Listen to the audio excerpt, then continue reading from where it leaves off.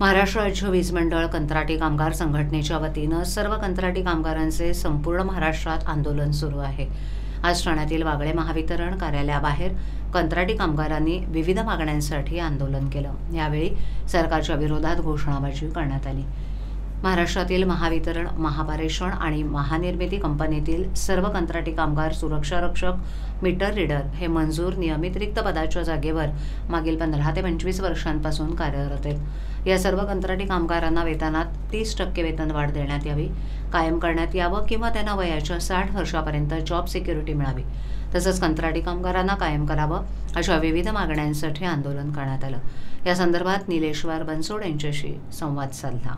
आणि जे वर्षानुवर्ष नियम असा सांगतो, कायदा असा सांगतो, 365 दिवस जे सतत काम चालतो त्या कामगाराला कायम काम दिलं पाहिजे, कायम कामगाराची शाश्वती दिली पाहिजे, ही किमान बेसिक मागणी।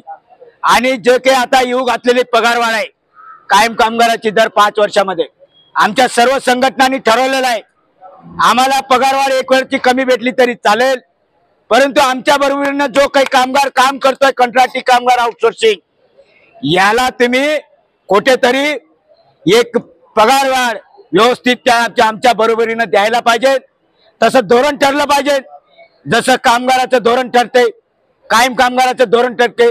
5 वर्षांनी त्याची ठरल्याप्रमाणे त्याला हे भेटते, एरियस भेटते, त्याची पगारवाढ भेटते, जे काही होईल त्याला मिळाली पाहिजे आणि त्यांना नोकरीची शाश्वती मिळाली पाहिजे।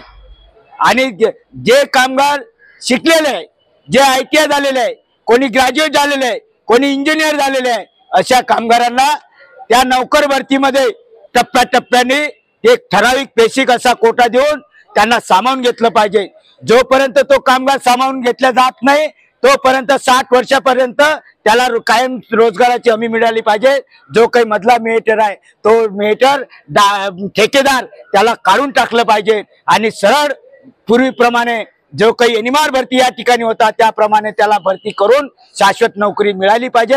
एवढ्या बेसिक मागणी करता गेल्या 2 जानेवारीपासून टप्प्याटप्प्याने कंत्राटी कामगार, आउटसोर्सिंग कामगार आज लढत आहे। आज महाराष्ट्रामध्ये चंद्रपूरमध्ये जनरेशनमध्ये 8,000च्या वर कामगार बसलेला आहे, कोराडीमध्ये 6,000च्या वर कामगार बसलेला आहे, खापरखेड्यामध्ये 4,000च्या वर कामगार बसलेला आहे, उरणमध्ये सुद्धा कामगार लढत आहे।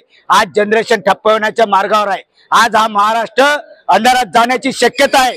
या सरकारला इशारा आहे, या सरकारला इशारा आहे, जर याच्यावरती तोडगा निघाला नाही तर आम्हाला कायम कामगार म्हणून या 30 संघटना याच्यामध्ये सामील होणार आहे। तेव्हा या सरकारला निवडण्याचा विषय आहे, आमचा अंत बघू नका, यांच्या भविष्याला कुठेतरी शाश्वती द्या, एवढंच आमचं या निमित्ताने सांगण्यात आहे। म्हणून कालपासून हा बेविरुद्ध संप पुकारलेला आहे।